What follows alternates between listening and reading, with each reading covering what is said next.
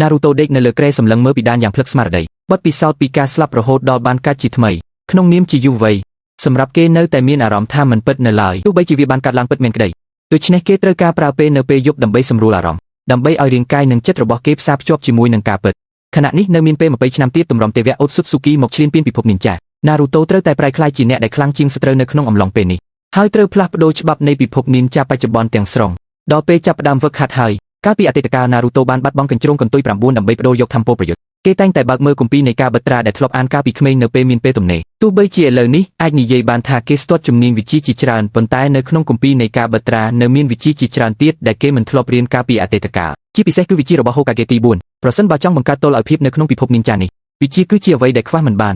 Naruto សម្រេចចិត្តធ្វើរឿងដែលធ្លាប់ធ្វើកាលពីក្មេងម្ដងទៀតពេលនេះគម្ពីរនៃការបិទត្រាត្រូវបានលាក់ទុកបន្ទាប់ពីព្រឹត្តិការណ៍កាលពី3ឆ្នាំមុនវាត្រូវបានលាក់ទុកនៅក្នុងកន្លែងដ៏សម្ងាត់បំផុតដែលមនុស្សទូទៅមិនអាចដឹងពីអាថ៌កំបាំងនេះឡើយប៉ុន្តែសម្រាប់ Naruto ក្នុងនាមជាអ្នកធ្លាប់ធ្វើជា Hokage ចំនួនទី7គេអាចនិយាយបានថាគេដឹងរាល់អាថ៌កំបាំងទាំងអស់របស់ Konoha គេប្រើប្រាស់ការចងចាំពីការធ្វើជា Hokage កាលពីអតីតកាលគេក៏បានរកឃើញគម្ពីរនៃការបិទត្រាដែលត្រូវបានលាក់ទុកនោះយ៉ាងឆាប់រហ័សគម្ពីរមួយក្បាលនេះអាចនិយាយបានថាជាប្រវត្តិសាស្ត្រនៃភាពលំបាករបស់ Tobirama ភាគច្រើននៃវិជ្ជាហាមឃាត់នៅក្នុងនោះគឺបានមកពីការប្រឌិតរបស់គាត់កាលពីអតីតកាល Naruto ពឹងផ្អែកលើអំណាចរបស់កញ្ជ្រោងកន្ទុយ9ខ្លាំងពេករហូតដល់ត្រូវប្រឈមមុខនឹងសត្រូវដ៏ខ្លាំងដោយលំបាកទើបគេយល់ថាជំនាញកាន់តែច្រើនមិនធ្វើឲ្យគេខ្សោយនោះទេវិជ្ជាខ្លះតែងតែមានប្រសិទ្ធភាពលើសពីការរំពឹងទុកហើយអាចបង្វែរស្ថានភាពបានដូច្នេះ Naruto ក៏សម្រេចចិត្តថានឹងរៀនវាទាំងអស់នៅក្នុងលើកនេះគេបានថតចម្លងគម្ពីរនៃការបិទត្រាមួយច្បាប់បន្ទាប់មកក៏ប្រញាប់ទៅកាន់ជីក្រុង Konoha ហើយចាប់ផ្ដើមហ្វឹកហាត់យ៉ាងខ្លាំងក្លាពេញមួយថ្ងៃមួយយប់ជាមួយនឹងបទពិសោធន៍ប្រយុទ្ធដ៏សន្ធឹកសន្ធាប់និងការហ្វឹកហាត់ដោយប្រើរាងកាយបំបែកជាច្រើនព្រមគ្នា Naruto ក៏អាចគ្រប់គ្រងវិជ្ជាទេពរន្ទះហោះបានយ៉ាងឆាប់រហ័ស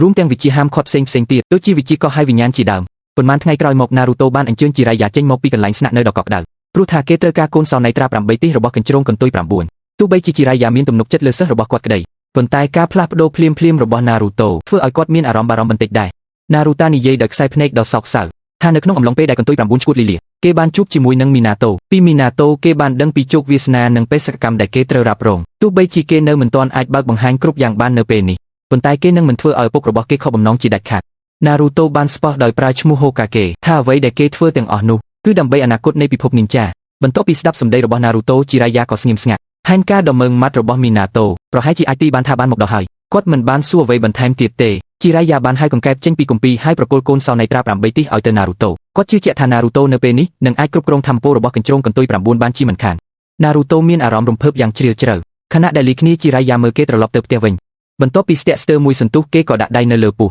ទម្រង់នៃត្រា8ទិសក៏លេចចេញមកឆ្លងកាត់រយៈពេលជាច្រើនឆ្នាំ Naruto បានជួបជាមួយនឹងកន្ទុយ9ម្ដងទៀត Naruto ឃើញកន្ទុយ9ក៏ហៅឈ្មោះរបស់វាដោយភាពកក់ក្ដៅប៉ុន្តែកន្ទុយ9បែរជាធ្វើមុខកាចនិងប្រាប់ឲ្យគេកុំចូលមកជិតនៅក្នុងពេលនោះកន្ទុយ9នៅមិនទាន់អាចយល់ពីអារម្មណ៍របស់ Naruto នៅឡើយដូច្នេះទោះបីជាវាមានអារម្មណ៍ពីការផ្លាស់ប្ដូររបស់ Naruto ក៏ដោយក៏ពិបាកនឹងទទួលយកភ្លាមដែរ